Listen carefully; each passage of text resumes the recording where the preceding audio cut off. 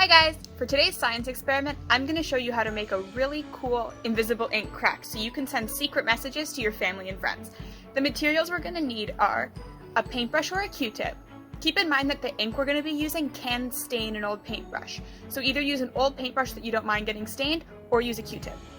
Then I have a little bowl of some water with just a couple drops of food coloring. Food coloring, again, will stain your hands or clothes or the table that you're using, so make sure you're really careful not to get it on anything.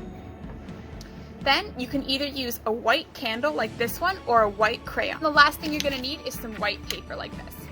So the first thing we're going to do is take our paper and come up with a secret message of who you want to send it to.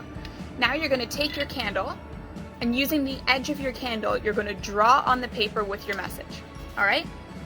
So just draw it as if it was like a big marker or a crayon. And this will be easier to see later if you press hard with the candle.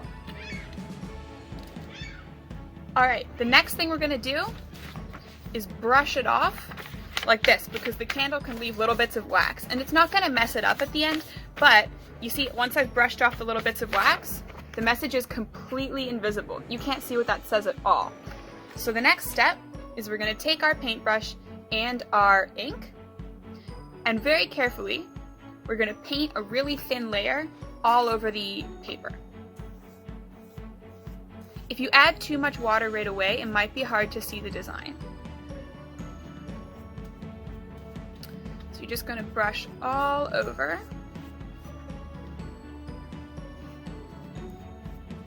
And you'll start to see that the letters are going to start popping out.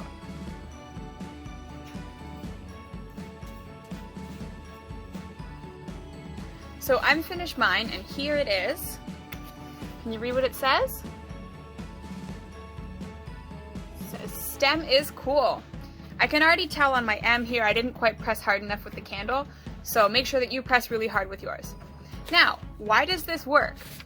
This works because you used one ingredient that is hydrophilic and one ingredient that is hydrophobic. So what do those words mean? So hydro means water, right? Anything that's hydrophilic means it likes water. Anything that's hydrophilic has a similar molecule shape to water, and that means if you mix it in with water, it will dissolve.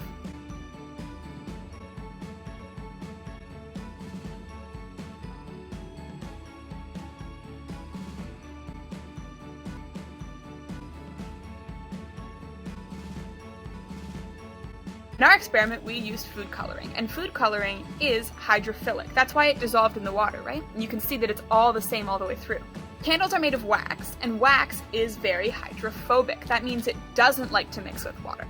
So you can see when we put it on the paper, everywhere we put the wax, the water didn't mix with it. That's why it still shows up white underneath.